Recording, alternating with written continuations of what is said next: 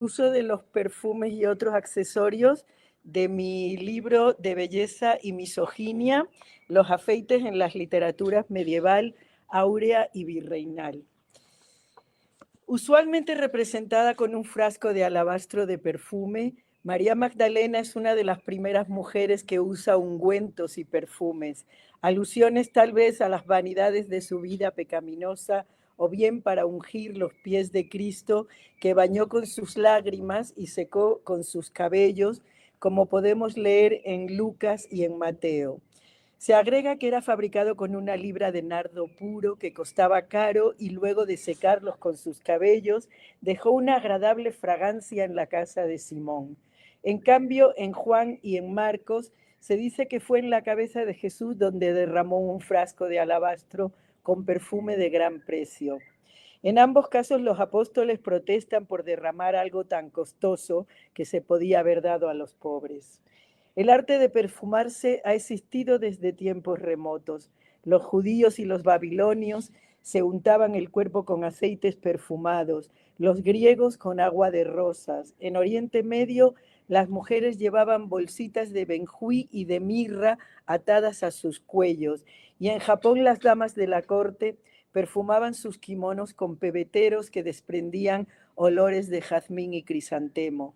Con las cruzadas se traen de Oriente a Francia y a toda Europa occidental nuevas sustancias de origen animal y vegetal que se usan para la elaboración de los perfumes, tales como el almizcle, la algalia, el ámbar, el sándalo, la mirra, el clavo de olor.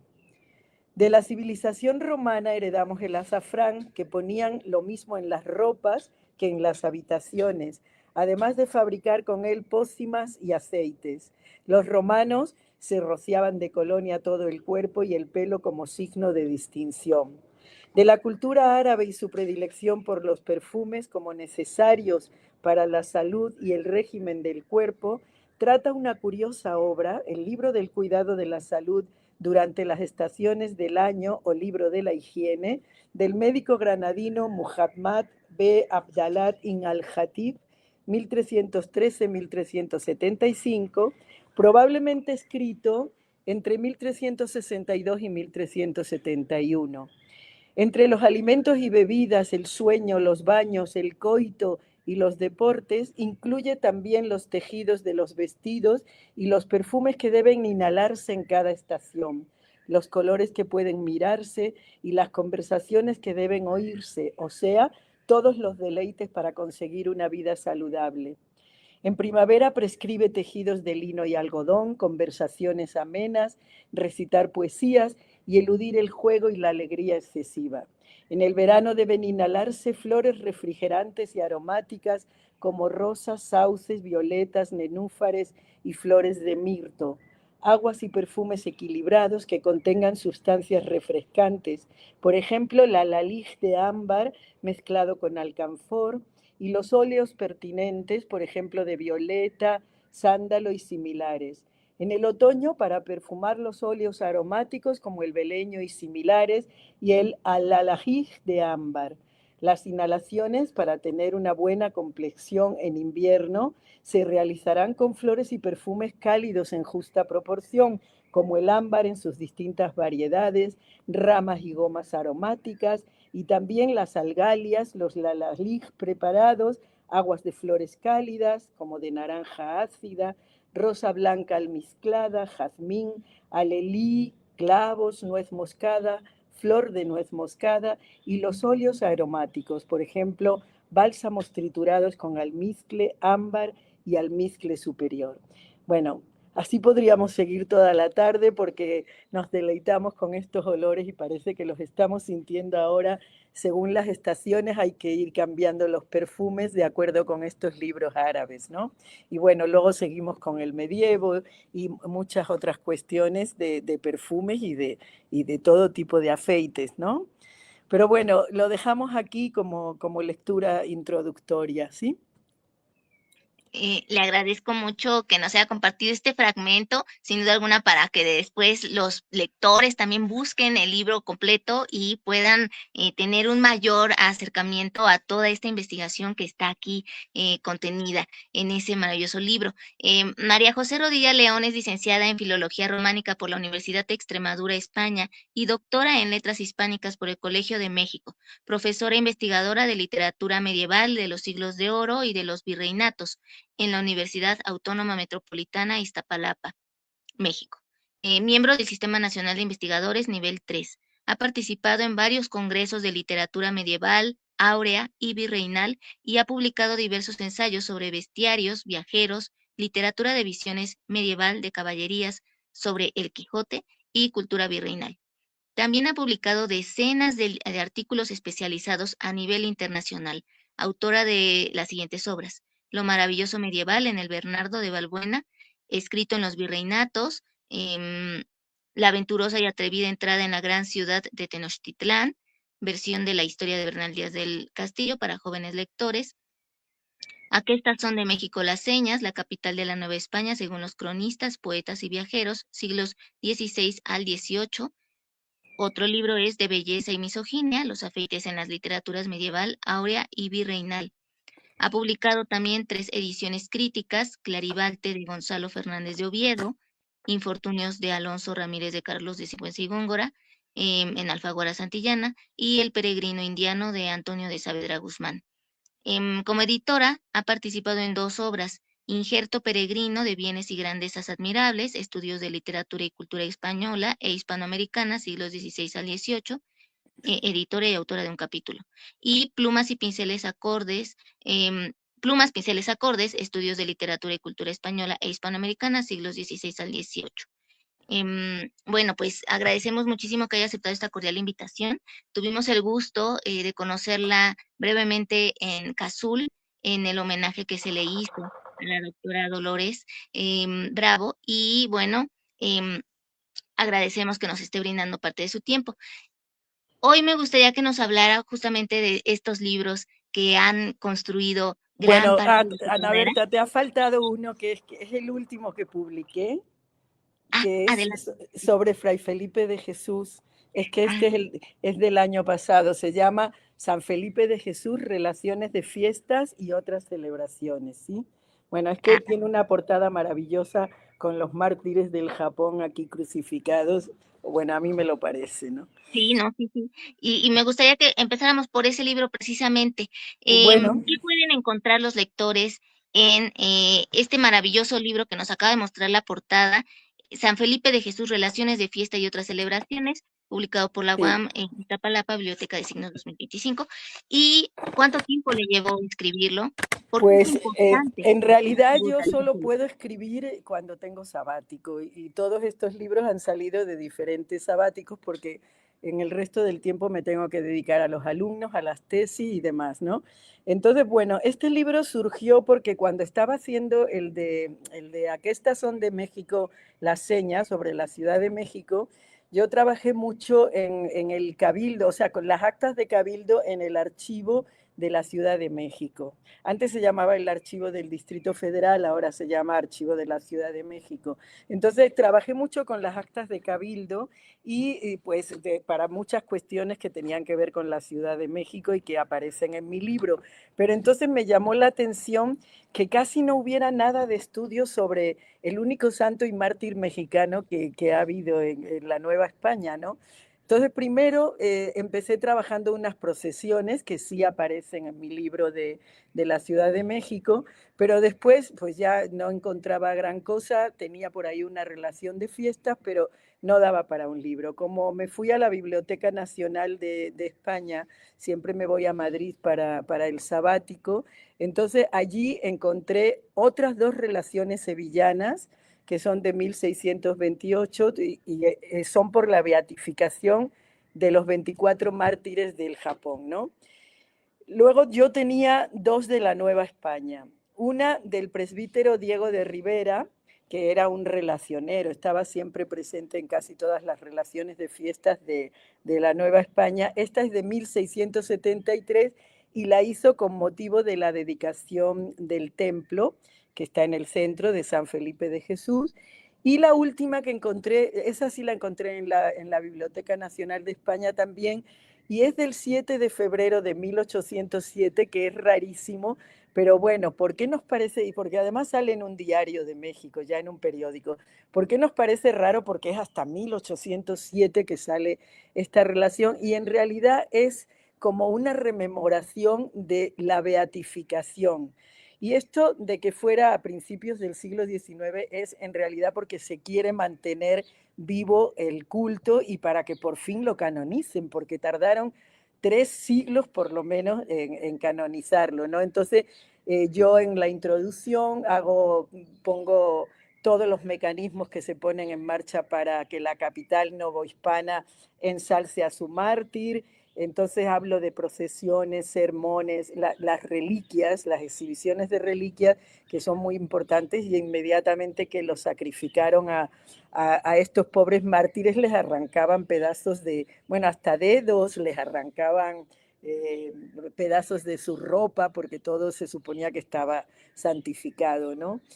La petición de limosnas, los certámenes poéticos, las relaciones de fiestas, todo lo que tenga que ver con el culto a este santo, con el fin de incentivar y de mantener vivo todo ese culto, desde el martirio que fue en el 16, la beatificación y luego se hizo patrón de la Ciudad de México en el 17 y finalmente hasta el 19 llega la canonización, ¿no? Entonces, bueno, pues tenemos cantidad de material, aparte de estas relaciones de las que yo he hecho una edición, pues hay bastantes agiógrafos, sobre todo de su orden franciscana, hay muchos agiógrafos que hablan de él, que inventan los milagros, inventan sus leyendas y sus milagros para que puedan canonizarlo. Los presbíteros, los canónigos, todos los que tengan que ver con la iglesia, que en sus sermones volvían a incentivar ese culto, y sobre todo los predicadores, ¿no? Y por supuesto los cronistas y los poetas, porque también en estas relaciones pues hay muchísimos versos, ¿no? Porque había certámenes poéticos para que hablaran del mártir.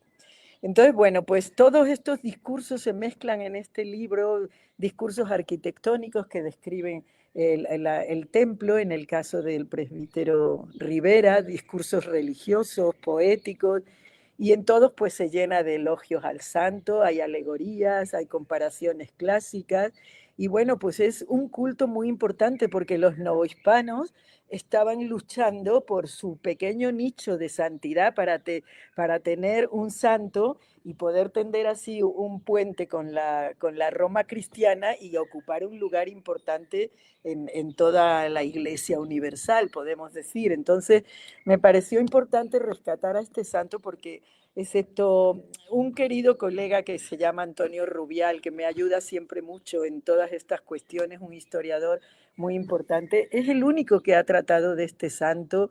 Algunos pequeños articulitos, pero en general hay poca bibliografía sobre Fray Felipe de Jesús y me parecía que yo le tendría que rendir este tributo porque como paso yo de los afeites a los santos, así con una facilidad de un libro a otro, pues dije, ahora le voy a dedicar al santo y antes pues le había dedicado a la Ciudad de México también como un tributo para pagarle a la ciudad que me acogió cuando yo vine a México, ¿no?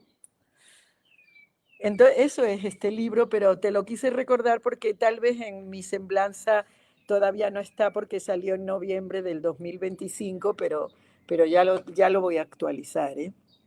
Sí, gracias. Sí, viene en la semblanza, pero la más extensa. Ah, Ahorita ok. acabo de checar. Sí, entonces, bueno, pues muchísimas gracias por darnos esta breve introducción en torno a lo que van a hallar en este increíble libro y me gustaría que también nos pudiera comentar sobre la portada, quién la eligió usted, la eligió la editorial La y elegí yo, sí, es de la escuela cusqueña y como, mira, la verdad que en estas cuestiones, como hay que estar con abogados y todas las cosas, lo que hice fue buscarla en internet y que fuera de libre acceso, porque sí había muchas muy bonitas, pero esta perfectamente se podía poner y no había ningún problema, ¿no? Entonces es una imagen de la escuela cusqueña. Mira, aquí te lo puedo leer. Es de la escuela cusqueña anónimo del siglo XVIII y nada más sabemos que se llama Los Mártires de Nagasaki. Pero entonces además me gustó mucho porque se los voy a poner aquí. Exactamente, es San Felipe de Jesús y aquí lo pone en la parte de la cruz, ¿sí? Entonces, como ven, estaba muy cerca de San Juan Bautista, que era el principal, digamos, el jefe de toda la orden seráfica que fue crucificada, más tres jesuitas, pero hay algunas relaciones que de estos pobres tres jesuitas nadie habla. Hablan solo de los franciscanos y también de los japoneses que los ayudaban, ¿no? Que estaban ya con ellos evangelizados, digamos. ¿A Sí qué me se debe gusta que de los mucho. jesuitas casi no hablen? No sé, porque, bueno, realmente se los encontraron en el camino y los ayudaron. O sea, eran tres jesuitas que iban en el camino con ellos hacia el martirio y los ayudaron y los agarraron igual. Los habían mandado como para que los socorrieran dándoles de comer a estos franciscanos, pero entonces como que no estaban en la mira del emperador, ¿no? Los tres jesuitas. Más bien los jesuitas sí tenían permitido predicar en Japón, pero a los franciscanos se los prohibieron, ¿no? Y realmente a Fray Felipe no le tocaba, porque él iba a venir a la Nueva España y entonces su barco se desvió y chocó en las costas de Japón. Entonces, bueno, le dijeron, todos los que venían con él en el barco, dijeron claramente que él no tenía nada que ver, que él no estaba en Japón, pero él dijo, si van a morir mis hermanos, yo también voy a morir, y se sacrificó voluntariamente porque él no estaba condenado, ¿no? Eso sí es verdad según todos sus agiógrafos. Lo que ya no es verdad son los milagritos que le han inventado para poderlos canonizar, ¿no? ¿Cómo descubre que son como invenciones del ser humano para darle esa relevancia y que pueda ser precisamente canonizado? No, ¿Cómo se bueno, detecta? no es que se, o sea, para canonizar a alguien se necesitaban tener milagros, milagros en vida y milagros post-mortem. Entonces, lo que hacen es, todos los agiógrafos, todos los de su orden franciscana van a inventar este tipo de milagros para poderlo canonizar. Por ejemplo, se dice que después de que estuvieron más de 2 meses crucificados ahí, estaban todavía en olor de santidad, no se habían podrido los cuerpos, estaban perfectamente bien, los cuervos no los atacaban, cosa que sí había pasado con otras personas a las que habían sacrificado, pero estos están intactos y por eso mismo van a sacar reliquias de sus cuerpos porque estaban incorruptos, ¿no? Entonces, bueno, ese sería uno de los milagros post-mortem y luego pues hay toda una leyenda en torno a que Fray Felipe de pequeño era bastante travieso y su nana decía, bueno, antes de que esa higuera, o sea, esa higuera nunca va a florecer, pero todavía va a florecer si acaso este hombre llegara a ser santo, o sea, que nunca iba a confiar que fuera santo porque realmente era bastante travieso, pero justamente parece que la higuera floreció, que no había florecido nunca en su patio, y bueno, ese es otro de los milagros que le ponen, otro que se le presentó a su madre, y hay una serie de imágenes que tiene Montes de Oca, que son de libre acceso y se pueden consultar, y en una de ellas se le aparece a su madre en el lecho de muerte cuando ella está muriendo. En fin, son cosas que inventan sus agiógrafos, está clarísimo. O sea, no son milagros, pero hay que poner milagros si no, no lo canonizan, ¿no? Okay, ok. Ahora, en torno a tu otro libro, que aquí tenemos el título, ¿A qué estas son de México las señas? Que va Sí, también muy acorde a lo que también nos está planteando. Me gustaría que nos hablara se también los de, muestro. sí, por favor, Bueno, ¿cómo? o sea, este libro yo sentía que había escrito, bueno, mi colega lo conté ese día en el homenaje a mi colega Dolores Bravo, tan querida y añorada, que en realidad yo había hecho un artículo sobre la visión de la Ciudad de México por aire, por tierra y bajo el agua. Bajo el agua, en el siglo de oro, en las selvas de Erífile, que se ve toda la Ciudad de México encima de la laguna, ¿no? Y unos pastores se adentran por debajo del agua. Eso son 3 obras de Bernardo de Balbuena y eran 3 visiones de la Ciudad de México. Otra era la aérea, porque vienen en una nave y ven la Ciudad de México desde arriba y entonces piensan que ahí es el gran Parnaso, que ahí es donde deben de estar todos los poetas, porque era la pretensión que tenía Bernardo de Balbuena de que no lo relegaran a estos pueblos de la provincia y lo dejaran vivir ahí, ¿no? Y por otro lado está la terrestre en la grandeza mexicana, que son como una especie de paseo a caballo por donde se va viendo pues todos los monumentos y todo lo que significa la ciudad. Entonces, bueno, ella me animó a que yo ampliara esa ponencia y la convirtiera en un libro. Y pues le hice caso y empecé a investigar muchísimo y bueno, este sí me costó más tiempo, porque en realidad, bueno, el de Fray Felipe yo hice la introducción, que son como 80 páginas más o menos, y lo que hice fue la edición de las relaciones de fiestas para que se puedan leer y, por Ana Caro, una poeta, un cronista de Sevilla, el Diego de Rivera de la Nueva España, otro que escribió en el periódico El Diario de México, en fin, lo que quise es que se pudieran leer esas relaciones. Pero en este sí hice una gran investigación porque tiene muchos apartados. Por ejemplo, hablo de la ciudad indígena, toda la parte prehispánica, de cómo se fundó la ciudad con murallas de agua, puesto que era una laguna, la ciudad sagrada de los teocalis, de los cuicacalis y los calmecas, la ciudad habitacional. Luego, como pienso que la Ciudad de México era un gran puerto entre Oriente y Occidente, porque todo lo que llegaba por la nao de China o por el galeón de Manila, que es lo mismo, y llegaba a Acapulco, venía a parar a la ciudad y había, según la grandeza mexicana, riquezas de todo el mundo y luego pasaban a Europa, ¿no? Ya por Veracruz, en las naos que fueran a España, ¿no? Y cómo jugaban, cómo se divertían todos los prehispánicos. Y bueno, ese capítulo desgraciadamente acaba con la ciudad sitiada y destruida, y entonces ya viene la ciudad criolla, que se habla de cómo se fue reconstruyendo como un ave fénix que sale de sus propias cenizas, se va reconstruyendo igualmente, y se trata de una arquitectura palincépstica, puesto que sobre las ruinas de la prehispánica se va a construir la criolla, ¿no? Luego hablo, por ejemplo, de las universidades, de los colegios, de los edificios, de la universidad, de la ciudad noble, la ciudad noble de los virreyes, la ciudad virreinal, digamos, y también hablo de la plaza y de todos los mercados, de los tianguis que había. Bueno, esa parte a mí me gusta mucho, ¿no? Pero también tengo que hablar de lo malo y entonces hablo de las inundaciones, que hubo bastantes, y en esas inundaciones pues hablo de la ciudad lodosa, de la ciudad, de la limpieza, del agua, de la salubridad, y también hablo de una ciudad nocturna iluminada, ¿no? En esa ciudad criolla.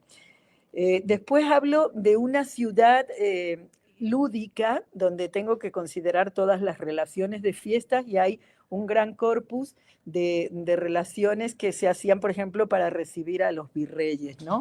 O para celebrar los aniversarios de los reyes que nunca vinieron a América, pero se traía su retrato, por ejemplo, ¿no? Y entonces de los bautizos, de los matrimonios reales, de las entradas de los virreyes, sobre todo hay bastante. Bueno, pues tenemos simplemente con el Neptuno alegórico de Sor Juana y con el Teatro de Virtudes Políticas ay, de Sigüenza y Góngora, ya tenemos bastante. O sea, con esas dos podemos ver que hay un gran corpus, entre los que destaca Diego de Rivera, que yo te decía, porque es un gran relacionero. Entonces, bueno, todas estas relaciones de fiestas esa parte me gusta mucho porque, bueno, es la ciudad lúdica, ¿no? Pero también tenemos que ver otra contraparte que sería la ciudad enlutada, porque hay exequias fúnebres por los virreyes que mueren o por cada rey que muere hay que hacer vestir a toda la ciudad de luto y cambiar todos los escenarios para convertirlo en una ciudad enlutada, ¿no? Entonces, bueno, eso también es importante. Y como también entran ahí en la ciudad lúdica los juegos de azar, los juegos de cartas, por ejemplo, que estaban prohibidos, los de gallos, las peleas de gallos, bueno, los paseos a caballo, hablo de la Alameda, hablo de los paseos en barcas, de un montón de diversiones, aparte del Real Coliseo, donde se hacían, pues, se traían las mejores obras de teatro de España y se ponían acá. Pues también hablo de los paseos en barca por todos los canales. En fin, era otra ciudad totalmente diferente.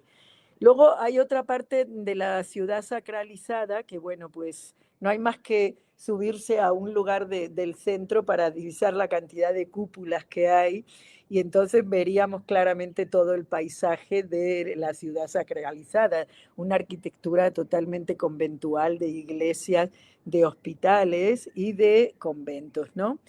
Luego, aquí en la ciudad sacralizada hablo sobre todo de las procesiones urbanas. La más importante es la de Corpus, pero también la de San Hipólito era muy importante, el paseo del Pendón, la procesión de San Felipe de Jesús, el santo mexicano, o sea, también eso es importante. Y desgraciadamente viene la parte mala siempre, que yo la llamé el teatro de la crueldad, porque ahí sí le veo a todos los chamuscados, digamos, en los autos de fe que se hacían muy cerca de Santo Domingo, ¿no? Donde estaba el Tribunal de la Inquisición y se realizaban los autos de fe, ¿no? Y por último tengo una parte que la llamé pluma o pincel y es la Ciudad de México como metáfora, como emblema, como alegoría. Y entonces hablo de la ciudad cristiana que se alababa a la par que Jerusalén porque pues se habían construido cantidad de iglesias y demás, ¿no? Y aquí contemplo a los cronistas también y a los poetas, por supuesto, pero ante todo a los viajeros. Hubo muchos viajeros que vinieron a la Ciudad de México, por ejemplo, Gemelli Carreri, a Jofrín, bueno, varios de ellos que empezaron a considerarla como la nueva emperatriz del Nuevo Mundo, también los poetas, ¿no? Había algunos poetas muy resentidos, que eran los criollos, que la llamaban madrastra cruel, porque ahora sí que le daba a todos los advenedizos que llegaban de España, le daban los mejores puestos y a ellos que eran los hijos de los conquistadores no les daban nada, ¿no? Entonces hablo también de los poetas de la laguna, porque como hubo tantísimas inundaciones y había tanta agua, pues está clarísimo que la Ciudad de México tenía que ser alabada en ese sentido, ¿no? Entonces tengo, por ejemplo, un verso que es de Balbuena que dice, está en una laguna México, cual Venecia edificada sobre la mar. Y bueno, de hecho, casi a todos los virreyes que venían, que aparte de llamarlos, bueno, astro, sol y demás, y bueno, y de ponerles todos los atributos de los dioses griegos, casi todos eran neptunos. ¿Por qué? Porque venían a, a hacer su gestión de virreinal, digamos, en una laguna. Entonces se prestaba muy bien para hacer todas las metáforas y las alegorías del dios Neptuno. Entonces, bueno, eso es lo que tiene este libro. Me gustó muchísimo hacerlo y me encantó y me entretuve porque leí muchísimo para poderlo hacer. Y bueno, pues es un libro que tiene 400 páginas, o sea, se los recomiendo mucho. Sí, yo me hago publicidad a mí misma, ¿no?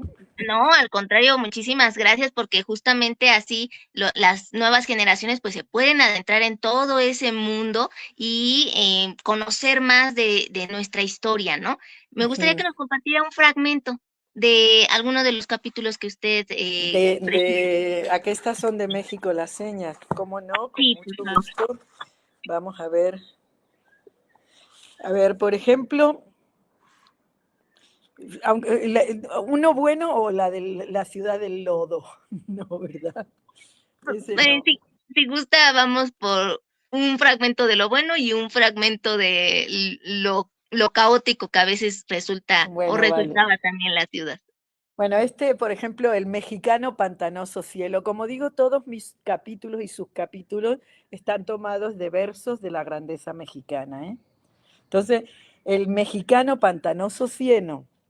Este verso de Balbuena nos sitúa en un subsuelo movedizo y anegado, obsesión de reyes aztecas, cronistas, virreyes, científicos e intelectuales criollos como Sigüenza y Góngora, autor de un mapa de las aguas que por el círculo de 90 leguas vienen a la laguna de Texcoco y de la extensión que esta y la de Chalco tienen, que se siguió consultando hasta fines del 18 y de poetas de la talla de Sor Juana Inés de la Cruz, quien demuestra su preocupación en el Neptuno alegórico por la ciudad sobre las ondas fabricada, aquella anegada ciudad nuestra, dice, de cuyas inundaciones pide ayuda al virrey conde de Paredes y marqués de la Laguna. Dice Sor Juana, y no menos, señor de vuestra mano, la cabeza del reino americano, que por su fundamento a las iras del líquido elemento expuesta vive, espera asegurada preservación de la invención salada. Ciudad lodosa y anegada. Dice Diego de Rivera, que era el relacionero del que hablé antes, ¿qué de veces, patria mía, repitiendo inundaciones, las lloraste en tus pasiones sin remedio a tu porfía? Bueno, entre las catástrofes naturales más comunes, las inundaciones por tormentas, desbordamientos de ríos o lluvia incesante parecen haber sido un tema preocupante de todas las épocas. La diosa Tiqué de Antioquía, protectora de la ciudad, aparecía en una escultura de Eutiquides pisando al río Orontes, que solía desbordarse y poner en peligro a los habitantes de la ciudad. Maquiavelo comparaba a la fortuna con un río caudaloso que se desbordaba en época de lluvias, amenazando a la ciudad y que ha de ser vencido por la virtud anticipadora del príncipe, quien ha de construir previsoramente diques de contención y canalizar el río para que las lluvias no lo desborden. Para otros, su barrera acuática representaba a la gran Tenochtitlan como misteriosa. El capitán Vargas Machuca parecía seducido por el secreto que encerraba la laguna y que solo conocía Moctezuma. Bernal se maravillaba de las villas pobladas en el agua y Cortés ya había reparado en la ingeniería que los mexicanos habían llevado a cabo en su ciudad construida sobre el agua. Dice Cortés, y ya junto a la ciudad está una puente de madera de 10 pasos de anchura y por allí está abierta la calzada porque tenga lugar el agua de entrar y salir, porque crece y mengua también por fortaleza de la ciudad, porque quitan y ponen unas vigas muy luengas y anchas de que la dicha puente está hecha todas las veces que quieren. Y de estas hay muchas por toda la ciudad. Hasta ahí Cortés. Este eterno problema desde la época prehispánica generó en los siglos virreinales crónicas, memoriales y mapas de desagües, además de constantes obras públicas para construir muros, reforzar albarradas y poner diques a la furia de las aguas siempre amenazantes de ambas lagunas de México. El virrey en turno vigilaba atentamente las obras por mandato real y proponía las reformas pertinentes. El criollo Juan Suárez de Peralta, que dice seguir a Motolinía y a Fray Bernardino de Sagún en los pronósticos antes de la llegada de los españoles a Tenochtitlan, nos recuerda que uno de los presagios que asustó a Moctezuma es que la laguna creció tanto sin haber llovido ni haber viento que moviera sus aguas, que se derribaron y anegaron muchas casas. Pero la primera inundación de la Ciudad de México la recrea Fray Diego Durán en su historia cuando el rey Ahuizotl quiso ennoblecer la ciudad y regar los frutos de los camellones e hizo traer el agua para el tiempo de secas desde la fuente de Acuecuexco en Coyoacán, cuyo señor Tsutsumatzin le previno que las fuentes eran muy copiosas y podían anegar la laguna, que no tendría por dónde desaguar. Por tan sabio consejo fue mandado matar. Y la diosa de las aguas, Chalchihuitlicue, anegó la ciudad, los camellones, las cementeras, y la población tuvo que huir a refugiarse a otros pueblos una vez cegados los manantiales y aplacadas las aguas con ofrendas de piedras preciosas y sacrificios de niños, se mandó reedificar la ciudad. Un siglo más tarde, Sigüenza y Góngora, en su Teatro de Virtudes Políticas, nos relata la muerte de este emperador víctima de su propio error y su representación en la pintura del arco con la Ciudad de México anegada y el rey naufragando en las aguas que él mismo mandó traer. Bueno, así sigue, hablo luego de otros cronistas de India, luego hablo de cómo trajeron los acueductos para traer el agua a la ciudad, pero bueno, esa sería la parte de la ciudad lodosa. Bueno, es que de la parte de la ciudad lúdica, perdón, pues hay muchas cosas que pueden entretener a los lectores. Bueno, por ejemplo, a ver, déjame.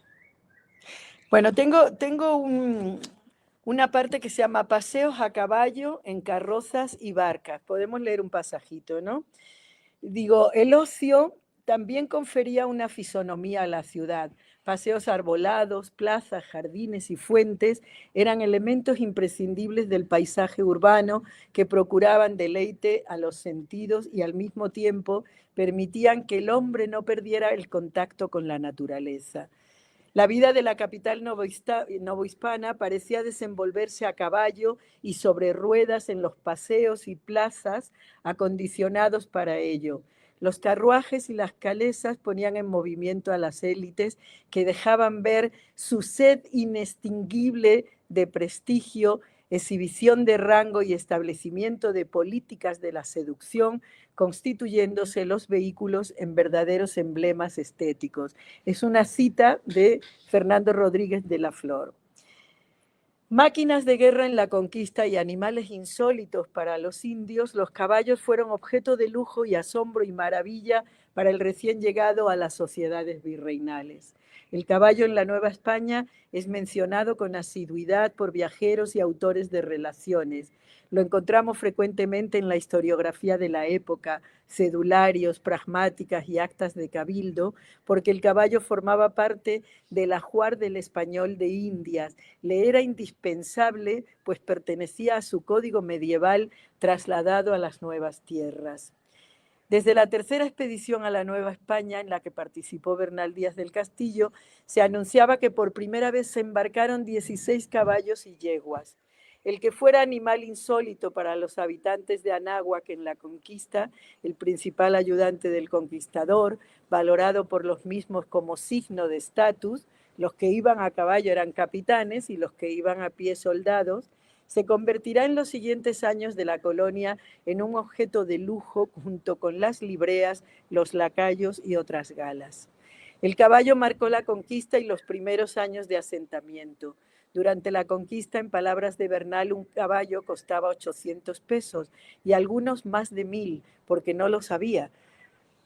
Aunque él lo consiguió a 600, aparte de que muchos morían flechados por los indios en las guerras, extenuados en la caza de venados porque se les derretía la manteca en el cuerpo por el mucho calor, o desjarretados en las expediciones como la de la Sierra de los Pedernales, donde murieron 8.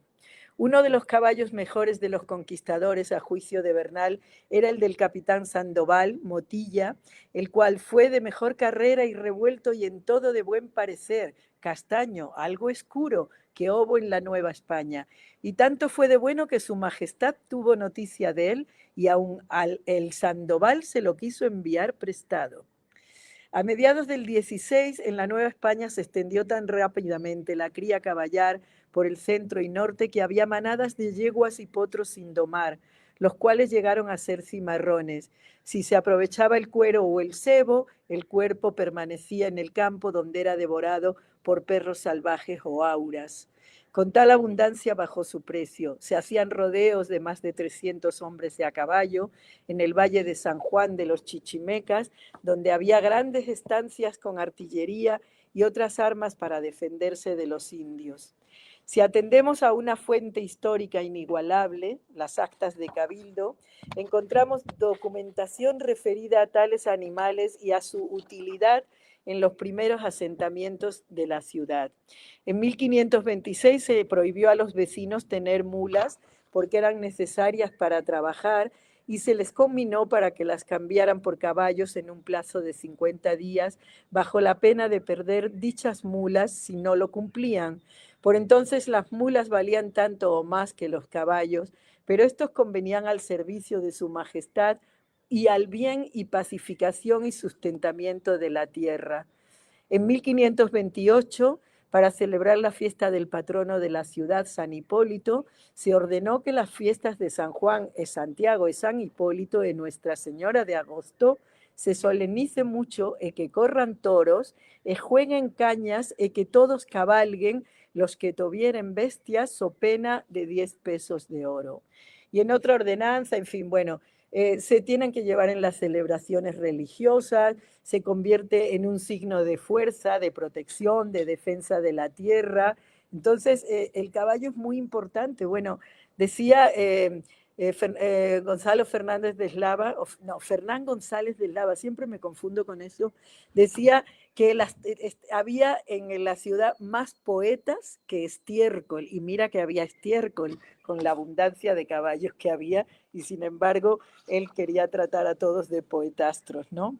Bueno, luego viene el uso de las carrozas, cómo se prohibió que las carrozas y las calesas estuvieran adornadas con seda, había pragmáticas que prohibían todo ese tipo de lujos, pero aún así los novohispanos los seguían llevando porque sí se daban bastante al lujo y a la ostentación, ¿no?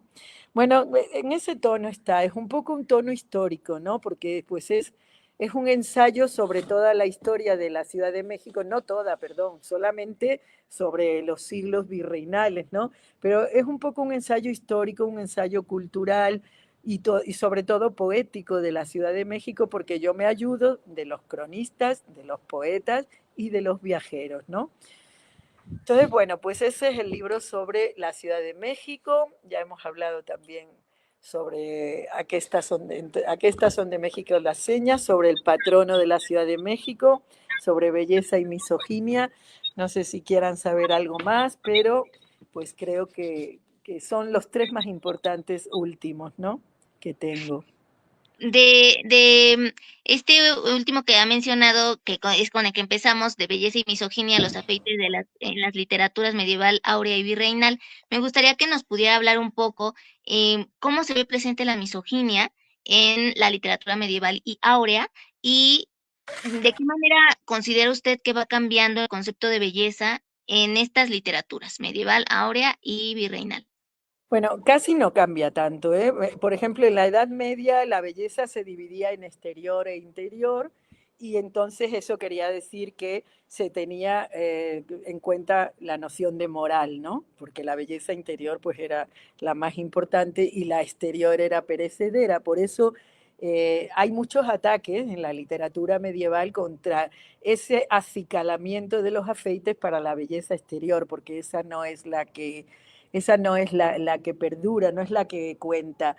En el Renacimiento pues tenía los cánones típicos de petrarquistas, que tenía de la belleza de la piel blanca en la tez, los cabellos rubios, los labios y las mejillas rojas.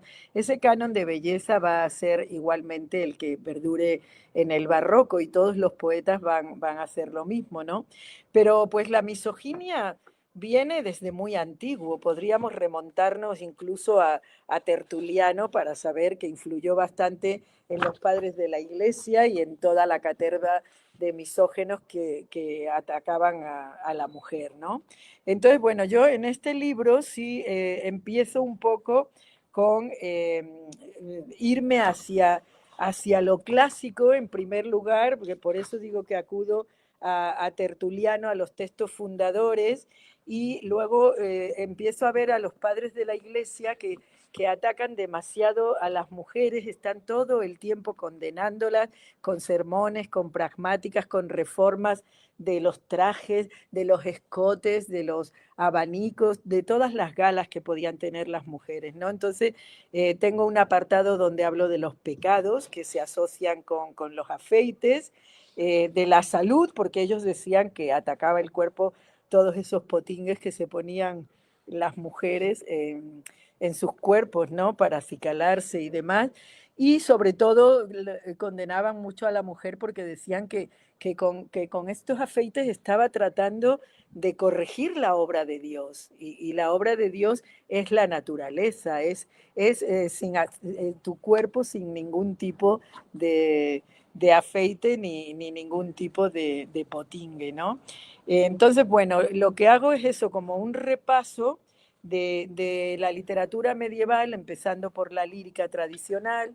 Voy a dos obras muy importantes que hablan mucho de los afeites, como son la Celestina y el Corbacho, sobre todo la Celestina, que tiene todo un laboratorio para fabricar afeites, ¿no? Y porque es una de sus mañas para meterse en las casas, vender un poquito de solimán, un poquito de resplandor para la cara y etcétera, ¿no?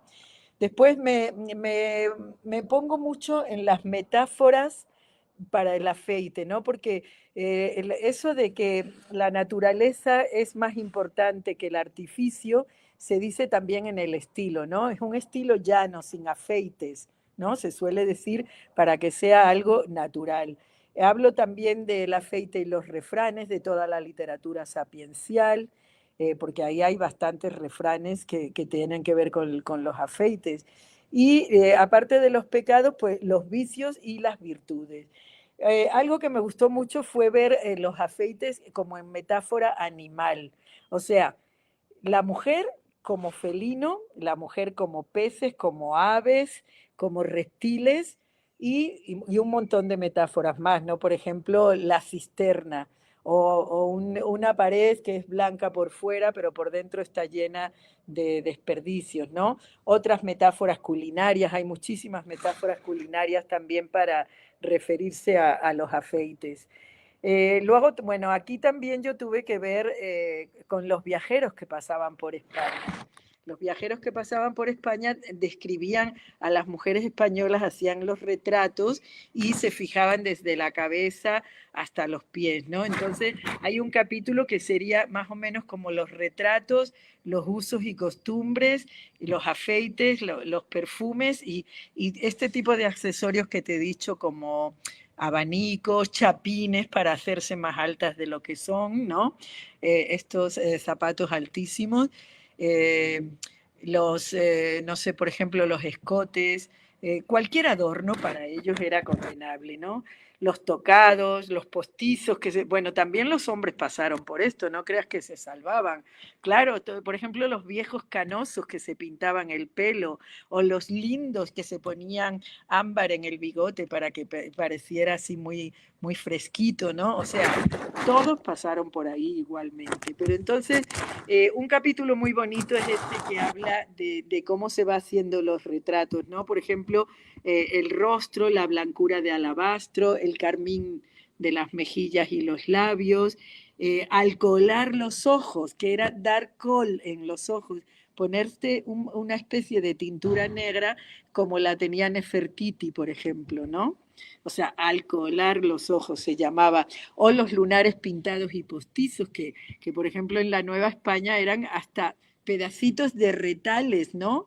Y eran un poco también por disimular si habías tenido alguna enfermedad de haber tenido sarpullidos o algo así, ¿no? Y algo también importante es la costumbre de comer barro.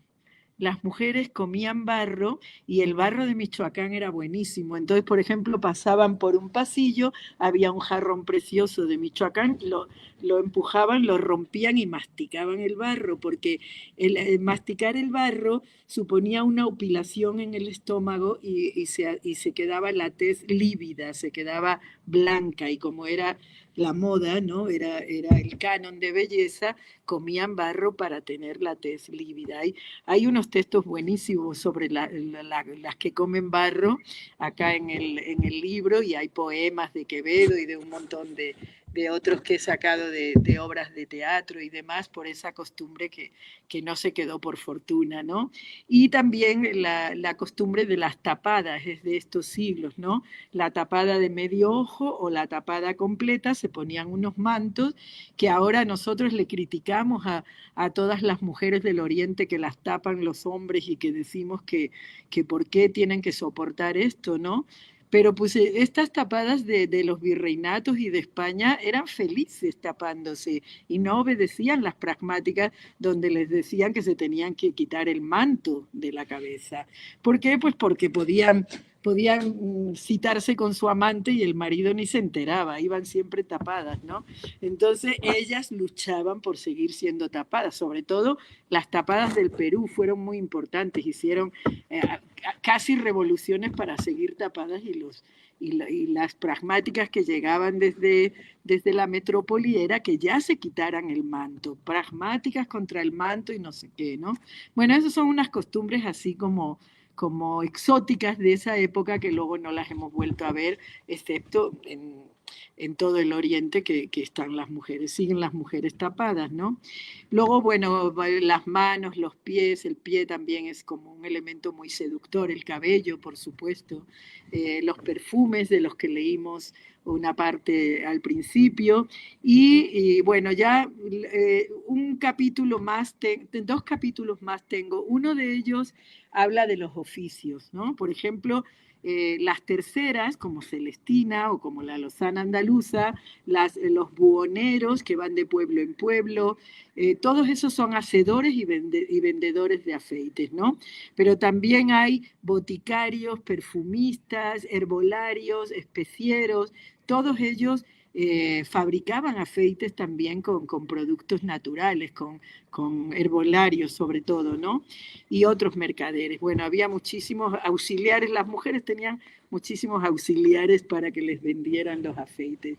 Y por último tengo un capítulo que me gusta mucho que lo titulé Tesoros de Sabiduría y Prácticas Femeniles, y es que las mujeres, a pesar de todas las prohibiciones que les hacían y lo que las sermoneaban los predicadores, también en la Nueva España hay muchísimos pregoneros que están todo el tiempo castigando a las mujeres con sus sermones, ¿no? Ellas, sin embargo, procuraban con sus recetas todos sus tratados de belleza, todos sus cuidados del cuerpo, sabían cuál era el polvillo para limpiar los dientes, en fin, se cuidaban bastante, cómo se teñían el pelo de negro o de rubio, como quisieran, según las recetas, y ellas hacían entre las recetas, se han encontrado libros, de hecho yo puse un libro de recetas al final como un apéndice que encontré en la Biblioteca Nacional de España, y es que entre las recetas de cocina y de economía doméstica,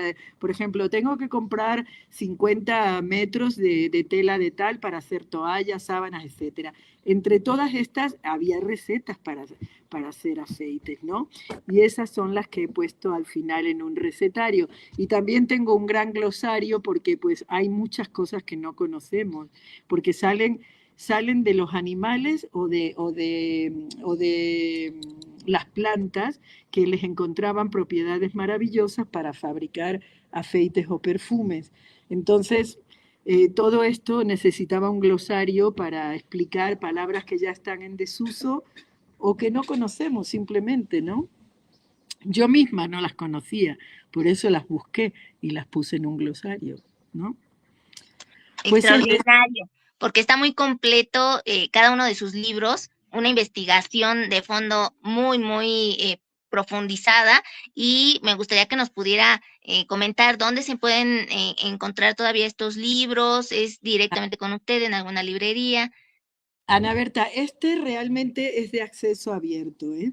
O sea, este está publicado en la UAM de Iztapalapa y se puede conseguir porque es de acceso abierto. Y si no, pues yo se los puedo mandar porque yo lo mando este. Este es de Iberoamericana, Verfüer, que está en Madrid y también de la UAM, ¿no? Entonces, lo que pasa es que en la UAM yo ya sé que se ha agotado.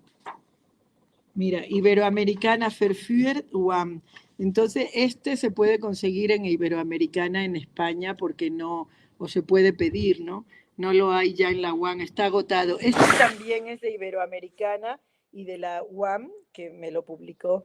También, mira, esta es muy bonita la portada, que la encontré, esta portada la encontré ay, ¿cómo se llama? Heidelberg, en una apoteca, como le dicen ellos, a las farmacias antiguas. Y entonces, mira, aquí están todas estas cuestiones con las que se hacen los afeites, porque de este cachalote deja como una especie de excremento en el agua que se convierte en el ámbar gris y se usaba para los afeites. Y esta es la gacela almizclera y de aquí se saca el almizcle, porque tiene cerca del ano una especie de como de grano que está lleno de este almizcle que cuando revienta suelta el perfume. Entonces estas gacelas también eran muy buscadas por eso.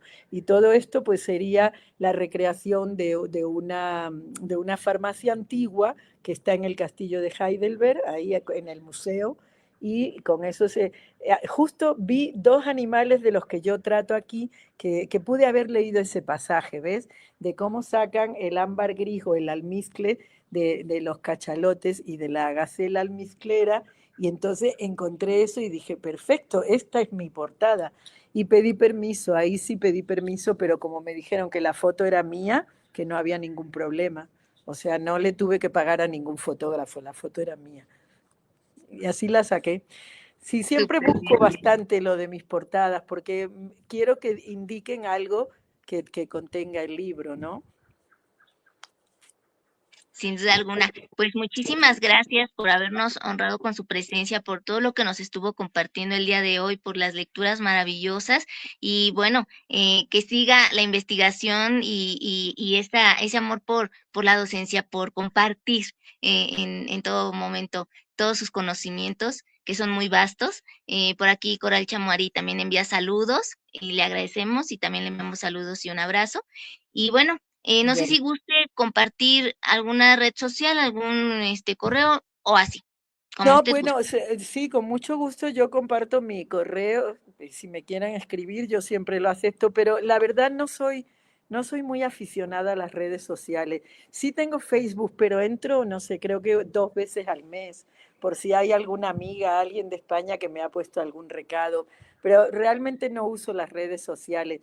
Pero bueno, es muy fácil. Todo mi nombre, María José Rodilla León, @gmail.com. Ese es uno, porque a ti creo que te di otro. Bueno, el otro es rodile6 de Rodilla León, rodile6 @yahoo.com.mx. Pero curiosamente me escribieron el otro día desde el claustro, porque estoy en el seminario este del centro de Sor Juana que acaban de crear, y a mí no me llegó ese correo. Por lo tanto, el de Yahoo yo ya no recomiendo que lo usen. Mejor María José Rodilla León @gmail.com. ¿Sí? Mejor Sí, porque qué no me bueno llegó ese correo. que nos comenta. Sí, ahora ha fallado algunas cuestiones con los correos, pero ha de ser de cosa de ellos. Pues le agradecemos infinitamente su tiempo, su atención y también a quienes vieron este video en vivo, a quienes lo vean en diferido. Que tengan un extraordinario fin de semana. Saludos a todos. Gracias. Gracias. Gracias. Gracias a ti, Ana Berta, por invitarme. ¿Eh? Gracias por aceptar.